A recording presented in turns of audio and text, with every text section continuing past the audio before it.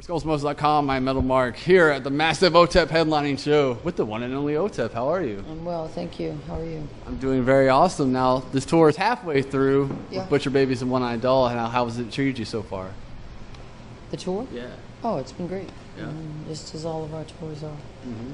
Now, you've been touring, like I was talking to my buddy today, that the first time I saw you was 2002 at Ozfest. Yeah.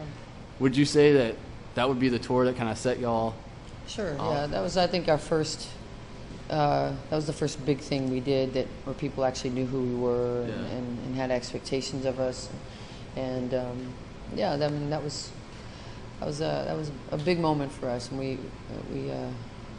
we had I think an opportunity to make a statement for our brand of music, our message, and you know what we stood for within the aggressive music scene.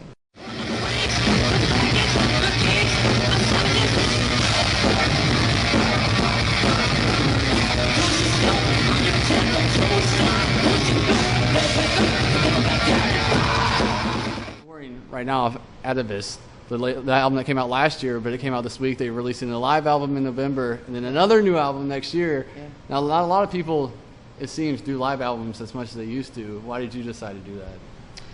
It was something the label brought up to me and asked me if I'd be interested, and I said absolutely. You know, everything that we've done has been through our live show. Yeah. We got signed without a demo. We got signed purely off our live show to Capitol Records, which was our first label. And then same thing with Ozfest that you brought up a moment ago. Jack Osborne, Ozzy's son, had brought his mother Sharon to see us play at the Roxy on the Sunset Strip, and after the show was over, she said, "You're playing Ozfest," and we were blown away. I mean, we were just an unsigned local, one of the many in that haunt the strip there in Los Angeles, and it was just an unbelievable moment. But I started this band because I wanted to perform live art.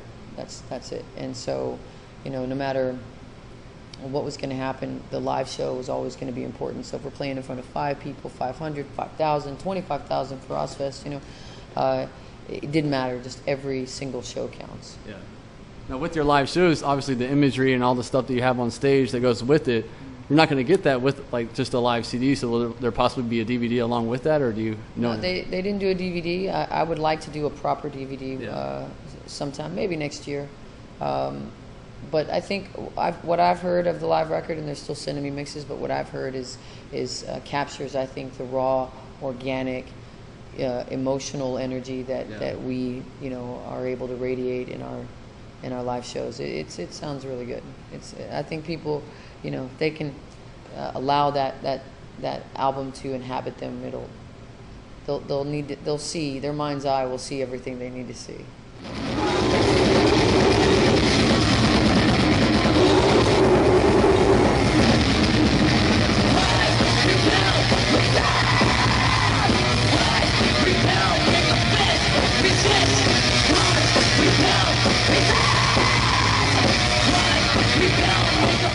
When it comes to OTEP, in my opinion, you've always had one of the most dedicated fan bases of any band out there.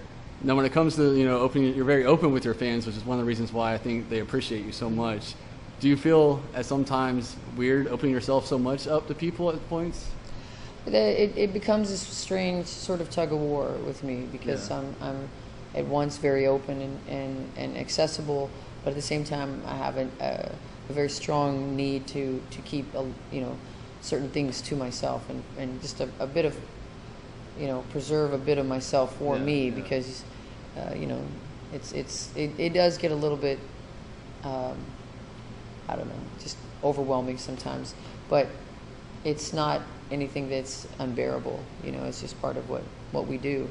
I enjoy it for the most part. I mean, I'm able to meet people that are like me, that feel like I do, that believe the way that I do, that want to see the world the way that I want to see it. And so that's, that in itself is a reward that outweighs anything that's negative from it, Yeah. I mean, growing up, obviously you had people that you hung on every word that they said. And to be in that position now, to have that, is that kind of a trippy thing for you? Sure. Well, I mean, it's I didn't have a lot of that, actually. I didn't really have any mentors or anything. And so I wanted to have somebody. Most of the people that I looked up to were in books. Mm-hmm. So I read a lot. And but I felt that if I could be that for somebody at some point in life, I would do that. And so I now have that opportunity, and I've been trying to do that to the best of my abilities. New album, the 6th album, you progressed with each and every album, and obviously with lineup changes and whatnot. What can we expect from the new stuff? I think it's going to be typical unpredictable OTEP music. I mean, obviously it's going to be emotional. Obviously it's going to be aggressive. It's just kind of sounds that tend to come out of me, but. I always like to. I don't ever want to make the same record twice. I mean, there are certain bands that make great music, but if you could put a song on, and you wouldn't know what record that was off of because it sounds just like the other albums, But I like it when it's a very distinct piece. It's almost like a museum gallery exhibit, which isn't, I understand, very rock and roll, but a gallery exhibit that's on fire. How about that? And. But I want it to be something that's memorable and that people know that like it's attached to that particular album. So I don't know. I've been listening to a lot of different bands and going back to some of my earlier influences and we're really excited for this one.